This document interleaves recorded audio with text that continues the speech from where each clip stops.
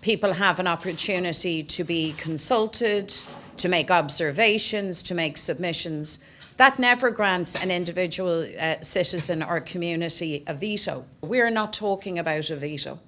We are talking about respectful conversations with the community. Deputy McDonald, you've spoken about the need to consult communities on asylum centres, but at the same time you've also said that communities don't have a veto on who lives in their area. So how is that consulting people when they aren't even allowed to say no? What kind of consultation is that exactly?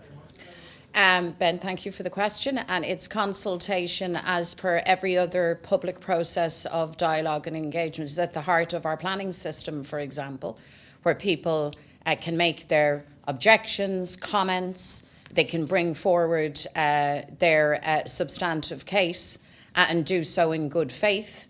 But they don't have a veto. None of us have a veto in that regard. That's not what we're proposing. And can I just reiterate again, I really think it is not helpful for us to get lost in the veto area, because actually what people are looking for is dialogue. They're also looking for clear information, clarity of information. Even that hasn't been provided to the community.